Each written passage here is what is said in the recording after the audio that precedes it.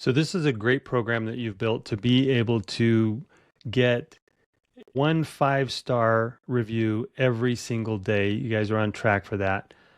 I want to give you the opportunity. What other secrets would you like to share about this program that we haven't talked about yet? Welcome to the Property Management Success Podcast, where we interview leaders in the industry to uncover the secrets to profitability, efficiency, and achieving true freedom, whether it's your time, money, or lifestyle. I'm your host, Tony Klein, and I'm here to help you build a wildly successful property management business. Let's get to it. Welcome back to another episode of the Property Management Success Podcast. Today, I have Sharmila Ramalingam with GPS Renting out in Washington State. Sharmila, welcome. Thank you, Tony. It's a pleasure. Absolutely. Yeah, I'm excited to have you on to share with our audience. I think you guys have done a really good job. So full disclosure, Sharmila and GPS is one of my clients, and they've done a really good job over the last, and I don't even know how many months you've been focusing on this, so we'll dig into it, but really working on your online reputation and digging into having a solid program that will help you with that. So I pulled up your Google ranking or your Google My Business page. Right now you've got 474 reviews at a 4.5 star. Your newest Google review was 3 hours ago. Yeah, that's correct. Yeah. So let's talk a little bit about, I want to take people back to where we were when we first got started, when you first got started in focusing on increasing your Google reviews. That way we can kind of give people a idea of where you were and then what you've implemented and what we've been able to, or you have been able to achieve during that time. Yeah, sounds good. Okay. So Sharmila, why don't you give us just a little bit of your background of where you were and where you came to GPS, what you did before that maybe, and how that might influence what we're currently working on there at GPS. Yeah. So I actually come from a background of IT. So I was in an IT world where I develop apps and launched for our clients. And then I took a big break.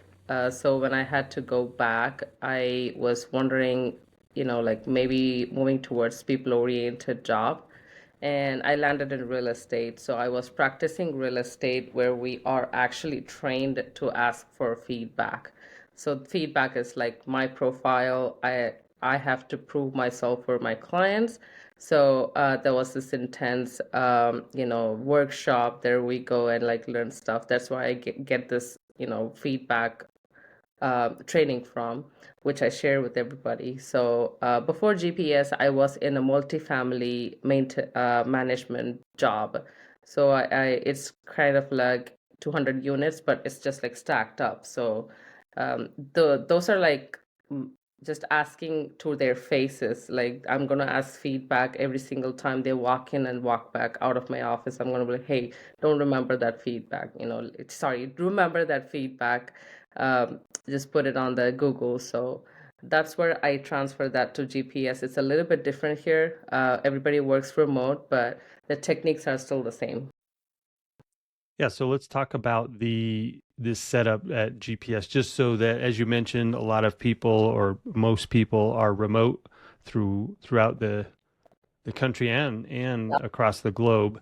Yeah. So not only do we have to implement something there that will work locally, but you've got to be able to train up people to be able to do this throughout the organization without having direct daily access to them being in the same office. So how is the company structured? So the company is structured. Our teammates are also located in Philippines in Asia. So that's a completely different time zone and a different country, different culture. Some of them are in Washington. Some of them are in US, but not in Washington as well. But all of our managers are in Washington, and then there is other managers in other states as well. Tell us about when you first decided to really get serious about the online reputation there at GPS. I know that Nick asked you to take a leadership role in creating this program. And so I want to talk about how long ago was that? I think it was the first quarter, basically when I started in March. So that is when we started this, taking rocks and leaderships and really mastering what we have. So I took upon the feedback training. But the connection with the feedback is actually personal for me. That's what I told my training teammates as well, because when I see that feedback, it not only like, oh, I got an incentive, but that just gives me a lot of motivation to do the same thing for another person if they write it from the bottom of their heart, right? And like the world is revolving right now, I wouldn't write a fake review for anybody, even if they're my friends. So I really think that people taking time to write a review makes myself like push every day to do the same for another person. So that actually starts way from the real estate career. So when somebody is writing a feedback, I have to live up to them, like, like I have to keep up that feedback, not only grab it, but then work for keeping it up. So that is where my connection comes. And I just like really talked about that to the team. And I think everybody got that feeling as well now. Hmm. I know that we keep track of this on a scorecard. Mm-hmm. And when you started implementing this, it's been about 9 months, just so people listening understand about how long you've been working on this. So it's been about a 9 month project and is running pretty smoothly now. So I want to help people be able to build something like this in their own organization. So do you have, I know this is going back and I'm putting you on the spot, but do you have an idea of about how many reviews you had 9 months ago and maybe what your online rating was? I remember it being 4.0 or 4.1, but I don't think I remember the number though. Okay. Do you have an idea of the number on our scorecard or on the scorecard? How many we're trying to get on a weekly basis, monthly basis? Yeah, so we're trying to get at least five weekly basis. Okay. So Yeah. basically one every business day we're trying to Yep. get. We're pretty much achieving it right now. Mhm. That's great. Yeah. So let's help people who want to implement something like this. Let's go back to the basics, the foundation. When you first started rolling it out, what did that look like and how was the adoption of this with the rest of your teammates? Yeah, so it actually goes back like how GPS is structured, right? So the the teammates are great teammates. They know what they're working on, they have the skill, but the culture is very different in Philippines. So when I talk to them about you need to ask someone to write about you like a feedback, they're so nervous that they wouldn't do it. So they were very hesitant. We try to just like before the training, we just talk to the teammates, like just pushing them to like, hey, you need to ask for feedback. You're not doing, like you're not asking at the right moment, not asking at the right person. So they didn't get it as much as the people who are here would get it. But then there comes like a discussion about like, okay, how are we going to like really push this? And then Nick jumped in. He said like, okay, I'm going to, put this reward out there, which also is very common in US. Like in Washington, if we get a review, we get paid for it. And then that incentive actually excites everybody, obviously. And then so I talked to the teammates, like the training was very effective because I personalized it. Like, see, every feedback is your thing. Like you ask for feedback, they give it. It actually motivates you. Think about that. Like if you read it, go back and read it 2 years later, it's gonna be like, oh, I got this review. Like this is so nice. So when I started like really asking them and asking them about how would you ask, how would you feel, and then we followed up training as well. Like it's not just the one training.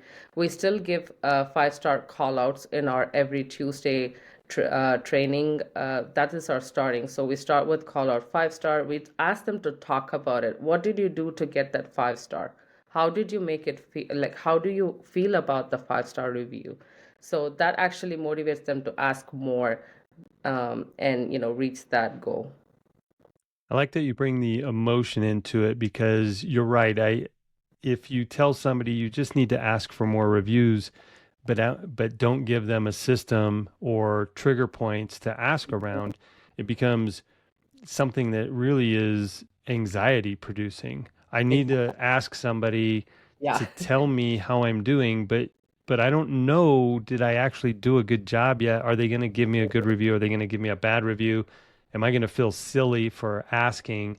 And Hmm. so to bring the emotions in, the positive emotions about how it feels to get a good review, I think is really smart. So let's go beyond now where we've instructed them what to do, and now we want to look at how can we systemize this and create a program where it just becomes part of the weekly or daily routine. So how did you go about, you told them that it needed to be done, you shared with them why it should be done, you gave them feedback when it feels good when they do it, but now let's actually put it into practice. And how are you getting them to get this number of reviews? One a day is a pretty good um, turnout for a result for that. So Yeah, we're really proud of it.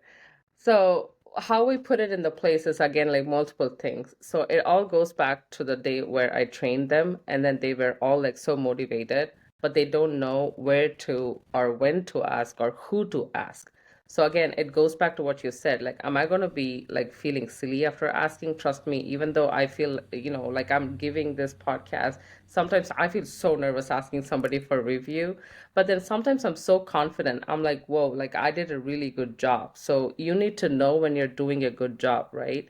So we really dived into what are the roles of our teammates. Okay, this is our leasing agent. So he's going to be touching people when renewal, leasing, and all that, the touch points. So we added a reminder for them every touch points, like ask for review, ask for review. So that it'll be created as a task for them to ask for a review. But just asking reviews, not like putting a template, not, like copy paste, no, not like that. But if when you ask for a review, you need to mention what you did for them. Like, hey, remember we had a great team coming up with a great price for this lease. Could you please go back and write a review? This will make me so much happy, like, and I'll also get a incentive, something like that. So it needs to be personalized, but the touch points we gave them basically when to touch, who to ask. But obviously don't ask a person who's going to place a one star review, so that's up to their judgment. But we gave them the touch points. We also did a Friday reminder, so we all promised to ask at least 3% on every Friday who you interacted with or over the week. But if you have already asked for 3% and you don't have anybody, that's okay. But it's just that reminder. Oh, okay. Let me take a minute and ask for 3%, and or at least one people to for a review. So those are some of the effective things, and we also track it, like you said, in our scorecard, and in another Google sheet, sorry, Drive, where we track it and then give them incentive. so you mentioned the touch points, and you mentioned for leasing a a few of those touch points.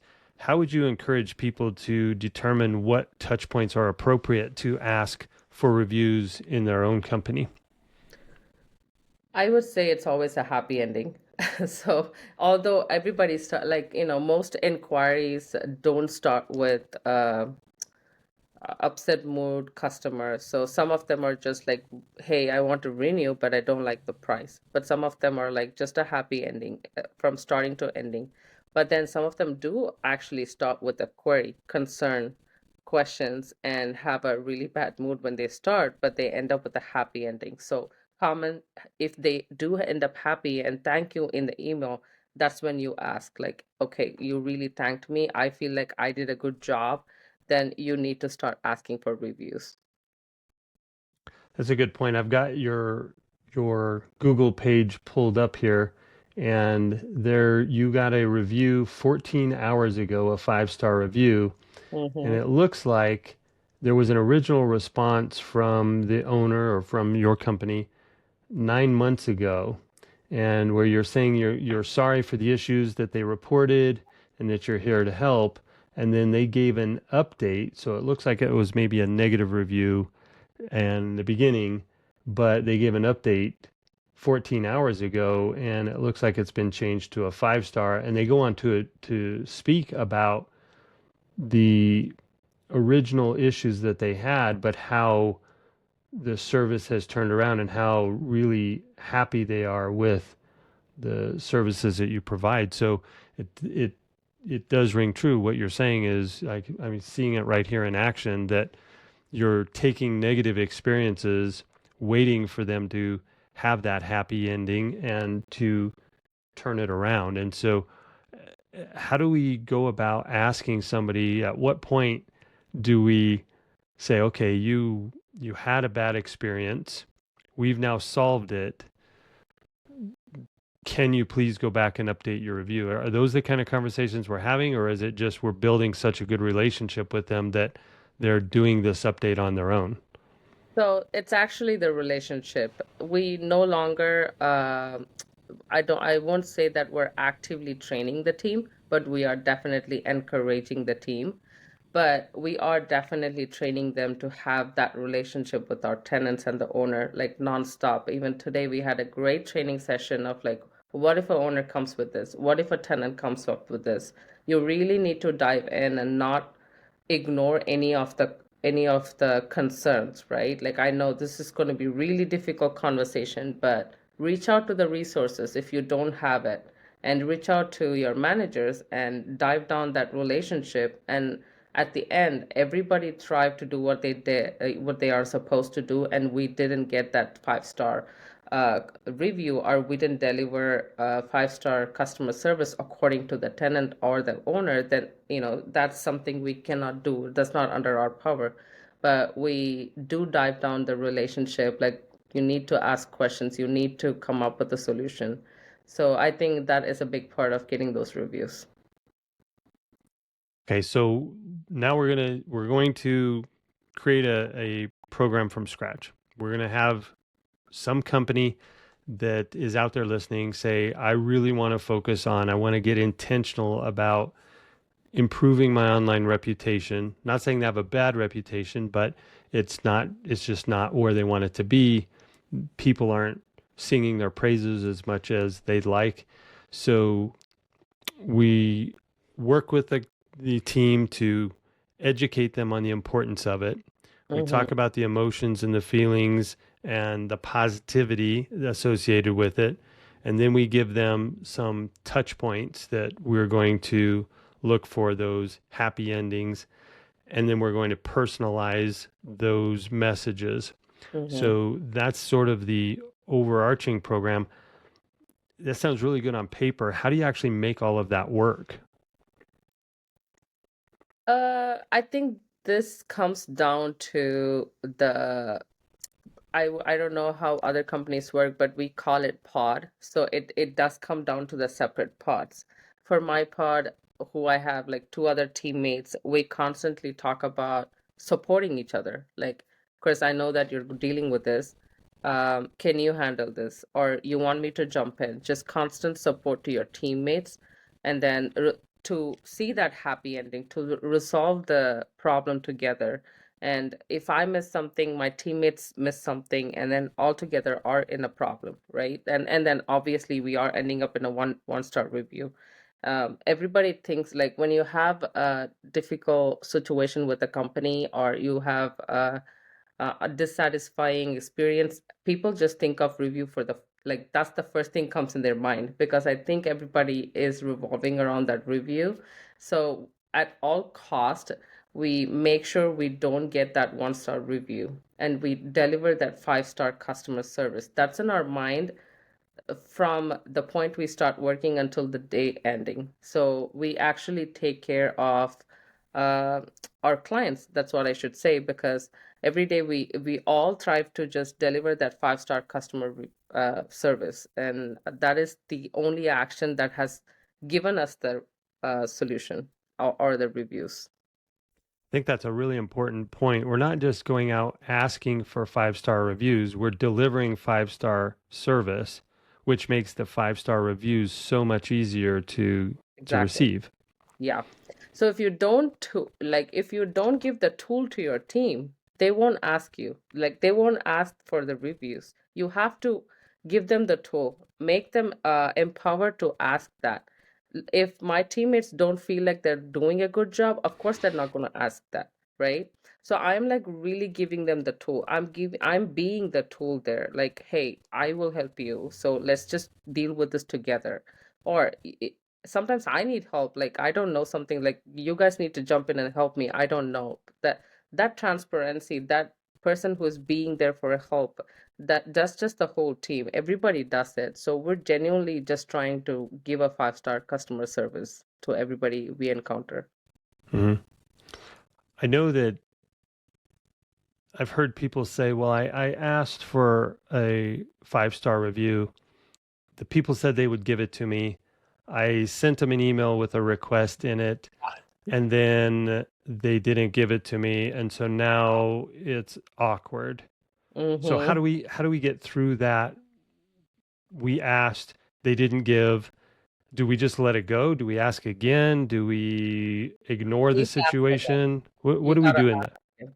So this is what is my technique. So for let's just take an example. I helped with the owner who had an eviction, and am I saving the very last moment of the eviction to be completed to ask that review? No. I will ask that review when he feels that my service is good for him. So even before I was like halfway through the eviction, I was in a call with him talk about the next plan, and he mentioned that, hey, I've encountered services from other property managers, but I've never encountered such a professional way of dealing with a difficult situation where, yes, I'm losing my money, but it's not on you. So at that point, Jason, I really appreciate you, but like this, if this goes on that Google review, I would just be motivated to do the same thing for another owner. And he is thinking about the review already, but is he placing the review? No, because he's busy. Like that's not his priority. So second time again, when I have a good chance, when I have a good moment with the same client, I ask again, like, hey, I know you're busy. Like, if you get a moment, can you just like do that review for me? That would be really helpful. Like just ask them. I am not shy about that. Like if I really have that good relationship with the client, and that's what I would encourage my team to. Actually, my teammates do that three touches. Like they ask the first time, they don't give it. Second time, they don't give it. Third time, very mild reminder. I ask them to drop it after the third time. At that point it does gets very annoying for the clients. So it becomes like, okay, are you working for the feedback? So I ask them to drop it after the third time, but we do ask multiple times. Okay, so that leads me to a question. If we've asked 3 times and they don't respond, they don't deliver with the review, whether they say they're going to or they don't say, they don't, come back with an answer, either way, then something else happens. Mm-hmm. Do we start back up? Does the clock start over? Do we get another 3 chances, or it's just 3 strikes per client? How do we Yeah, work that through? maybe a while after, these are not clients we're gonna just meet them for a week. They're gonna be here for a year or more than a year, 2 years, 3 years. So you're gonna get another chance. And I think it's humanly possible to just forget if we ask the same person or not, right? That's why we have the tracking. If they already placed the review, don't ask the same people, or ask the wife or the husband, same, from the same family, but don't ask the same person. It doesn't reflect in the Google review. It just reflects as an update. So I mean, ask the same person if it was negative at the first point, but the main content is like you do get a three more chances, but not immediately. Next time you have a success with the same client and you feel like they haven't left a review, feel free to ask. You get the second chance. Yeah, so I've got your page pulled up here again, and I'm looking here. It looks like there was a response from your company 3 years ago. It says, "Thank you so much for taking the time to leave an excellent rating." So that was 3 years ago, and then it looks like 3 days ago, it was updated again, still 5 stars, but they took the time to give another review. So in my mind, that speaks volumes because they already gave you a 5 star. They already did what you would ask them to do. We could have checked it off the list and said, okay, they're done. We don't need to try to impress them to get another review, but yet you're still delivering that 5 star service. And they went in and gave you an updated review, still saying that you're still 3 years later delivering that 5 star service. Yeah. I have to say, like we have a metrics to reach all this 5 star. I think we now get 5 star review without asking. So it just speaks about like how we're just constantly trying to deliver that 5 star review. So it's not only asking, but like actually trying to, do what the clients want. Like in my mind, I would think like, okay, this is going to be fine for them. This is what is going to work for them, but maybe they have something else in their mind. So you need to ask them like, hey, what do you want? How can I help you in this situation? So it's very important in property management to know what the tenants and the owners are going through, and then help them accordingly. So that's what we teach our team. Like first, like you gotta empathize and then ask them what they want and then give that to them. So just delivering that 5 star customer service adds upon to asking. Mm-hmm. I think that's really enlightening. There are a lot of people out there that are doing, I won't say the bare minimum because I don't think that's a true representation of what's happening. But they're just handling things behind the scenes. They're not really communicating. They say, "You've hired me to manage your property. I'm going to manage it. I'm going to make the decisions. I'm not really going to communicate because I'm going to be busy doing the work for you." Mm, But when you add in, so full disclosure, I'm a big proponent of we're the experts. So we should be making the decisions. We should be giving information to our clients about what we're doing. We shouldn't be asking them what we should be doing at every turn. But I do understand there's this balance of it's their asset. And we want to make sure that we're doing what we should be doing in their best interest. We want to make sure we are doing the things that they've hired us for. And that's where it's really important to define what our target client profile is because what's important to clients varies based on who they are, what their expectations are. And we want to make sure that we can sort of streamline the services we deliver. But I do think that you've touched on something where it's one thing to deliver good service and just go about your business. It's another thing to deliver great service and then communicate that you've delivered great service, sharing with your yeah. client how you Mhm. delivered great service, and then request that feedback. And there's something psychological about if I tell you how great you are, it's going to be really difficult for me next month to turn around and be angry at you. That's correct. Yes, that's very Yes. correct. Yeah. So it's you're almost building that you're buying yourself a little bit of grace when you Hmm. do screw up because they've Yeah. already admitted that you're good. Yes. I think you got that point. Like that's exactly what I'm doing. I'm just buying myself time by having this connection with the owner when the time is not so bad. So when I do screw up, then it's so hard for them to like throw stones at me at the first chance they get. They're going to give me a chance to like, okay, like you screwed up, but like can you do something? And then like, yep, absolutely. Just immediately I'll take the action. So you got the point. Yeah.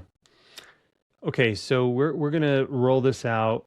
We've introduced it to our team. We've given them the training. We've given them the tools. We've told them the touch points. We've built in our processes that we're gonna ask.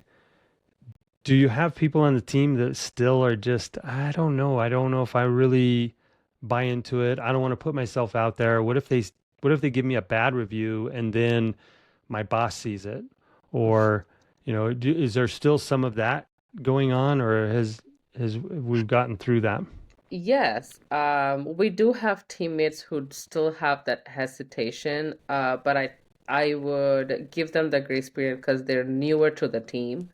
But I want to really talk about the like the time where, after giving all the tools, after asking them, talking about this constantly, we still had some of our very oldest teammates who are willing but are hesitant to ask.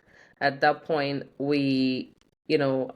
as a pod leader, as a manager, I would just go and be like, the moment there's a good email coming in, I'll push my team like, Chris, this is where you ask a review, and I'm sure they're going to give you a nice one. And then the same thing, like I do for my teammates, I'll be like, push it, push it. And then when everybody started I still remember that Saturday, my very first teammate got a review, and I was so happy, like I got it. So I was like, oh my gosh, yay, the team is actually doing it. So I immediately go into the chat. It's a weekend, I don't have to, but I go there, I posted like, great job. And then we started pushing each other, praising each other for getting it, and it eventually become a healthy competition. Now we actually have a competition and see who's winning the every quarter. So it's really nice to see that joy and celebration inside the company, and now it feels like part of our tradition. So it's just making it one of the, it's almost like a game for us. So that's where we all are successful, but there are new teammates who are still hesitant, and hopefully we will be able to do the same for them. You mentioned that you every quarter treat it like a game, and I'll tell you that I'll tell the audience. So I do fly out and visit with you guys and run a 2 day quarterly planning session. And as we wrap up that session, the there is a presentation. There's an award ceremony, so to speak, of some of the achievements that the company makes, some of the achievements that each one of the team members make, and the culture that you have built around that has just been fantastic. It's really exciting to see the It is. names pop up and the competition, third place, second place, first place. And I think because of the way you guys have gamified it a little bit Mhm. and created the culture around delivering that excellent service. We talk a lot about building championship teams, and I think you guys have done a really good job of doing that out there. Thank you, Tony. It is a very exciting time when you fly out here, for all the audience too. But yeah, so that gamification actually gives the teammates. You have to see, like we're talking about teammates who are also going through tough time in the same day. It's going to be a happy day throughout the day where they're going to have to deal with a client who's super upset, maybe or maybe not. That's going to turn out to be fine, but there's a moment where they are happy for the clients who are happy right now. It's so hard for them to switch and ask that review. But we have to acknowledge that switch. Like, hey, I understand that was so difficult for you to do it, and I'm really proud for you to do that. That is why we celebrate and make it a game and praise them every single week to do that. And that has worked out super good. Now, you all have a pretty large team, but if we were to try to scale this back into a team that is much smaller, let's say we have a company that's 3 to 7 people, somewhere in that range. We've got different people who have a different opportunity to ask for reviews. Somebody in accounting probably is not going to have as much face time, as much problem solving time with a client. Are there people in the organization, are there roles that you see are generating more of those reviews than others? Yeah, definitely. I feel like leasing and the maintenance are directly in contact with the tenants or and the owners. They get more feedback than others. But I won't say there is one person who is like totally background and never been seen, because I thought so too. Like, okay, these people are getting incentives, but what about those people? Like, what about utility? Like, how often do they get to ask for a review? But they do actually. And what about BizDev? Like, do they get, like, yeah, they do too. So there are points where everybody, because sometimes we also include our accounting team and be like, hey, you need to really help me. Like, I don't even understand what numbers you're talking about. So I'm going to directly just include you and be nice to this person, right? So they also get a chance. So just making sure they have that time like where they also get to ask for reviews and provide that 5-star review, sorry, 5-star customer service, but there should be equipment for them too. So that has happened as well. So nobody has the excuse that they don't have contact. So everybody in the company has the opportunity to earn that incentive, deliver that service, and receive that 5-star review. Absolutely. I think so too. For GPS's structure, I'm not sure with the other company structure, but our company structure, yep, nobody has that excuse. Okay, I want people to be able to take this and roll it out and implement it. We've talked about the different touch points, and I know there's probably multiple touch points that we could talk through, but I think people get it. It's the when people are happy, when there's a change in the phase of the property or the phase of the tenant, when there's some new change in dynamic and we receive a positive outcome there, or and I think one of my ahas is that sometimes it's the worst of situations that bring out the best of your results. You can have a bad situation, you can have a bad interaction with a client or a tenant, they can have a bad experience. And I often say it's not what happens that I'm concerned about, it's what happens when something happens that I'm concerned about. And what I mean by that is Yes. we're all gonna make mistakes and drop the ball. What I want to know is how is our team recovering from that? What are we doing to make it right in the eyes of our resident or our client? And that we can certainly focus on. Yeah, that's true. So to that point where, you're asking that team mate, like, hey, are you recovering from what happened to you? That's where we all get together. Every week we have multiple meetings where our maintenance team talk about, hey, what did you go through? Can you share with the team and make sure they are equipped when that situation happen next time? And we share like, hey, I messed up at this point, but be careful, you don't do the same thing, and we share that experience. That's very valuable when you share a bad moment with the other teammates, and that just gives them so much of value to see the future basically, and proactively be just deliver that customer service everybody needs. So this is a great program that you've built to be able to get a 1 5-star review every single day. You guys are on track for that. I want to give you the opportunity. What other secrets would you like to share about this program that we haven't talked about yet? Um I would say personalize your template. Like really be shameless to ask, like, hey, I'm doing this for myself. Like this motivates me, gives me an incentive, and when I look back at this, it's going to make me do the same thing for the other people.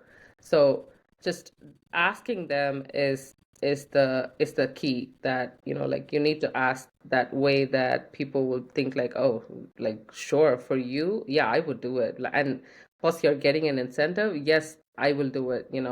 So that personalization of the message, and of course, like when you have actually delivered that 5-star review, when you're proud of yourself, like just ask for it. That's the main secret. Yeah. So it looks like in your templates, as you mentioned, personalizing it there. If I go through these, if I'm just going down the reviews from the latest, we've got there, Julie D is mentioned. We have the update that was from 9 months ago. And then we have Patrick was mentioned, Chris was mentioned, another one for Julie D, Jay. Let's see, this was the whole GPS team. So are we asking the people that we're asking for reviews to mention me personally? Yes, yes, correct. We are asking them to mention it personally. This is a technique as well, which I learned before, but this was already existing in GPS when I came in. But when people mention my name, I get incentive. So when I deliver that customer service and they feel like, oh my gosh, it was a gift to work with you. I worked with other people who gave me a bad experience, but it was totally different with you. I would be like, do you mind mentioning my name in the in their review? And they'll be like, absolutely. Because I make it personalized. Like if you don't mention it, yeah, the company got a review, happy. I'm still happy. But if you mention it, I get that motivation, especially for me, and I get that incentive.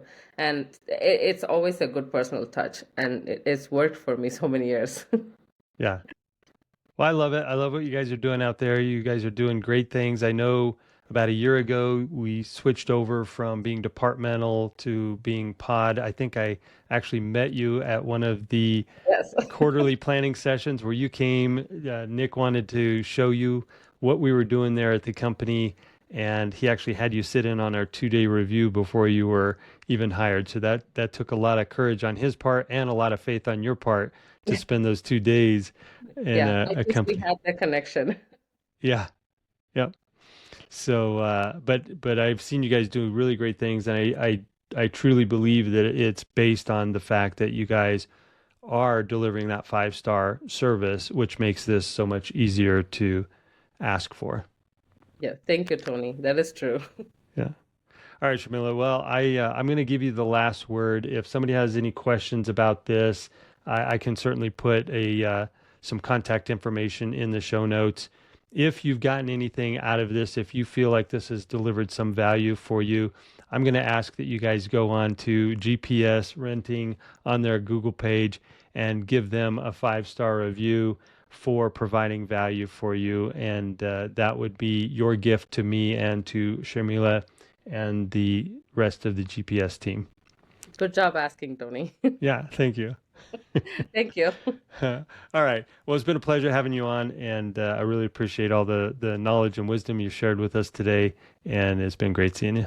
It's a pleasure myself too. Thank you so much, Tony. Thanks for tuning in to the Property Management Success Podcast. We'll be back with another value-packed episode to help you level up your property management game. If you've got something valuable out of today's episode, please share it with a friend or colleague, and don't forget to subscribe and leave a review so you never miss out on future insights and strategies and tactics. Until next time, here's to your success.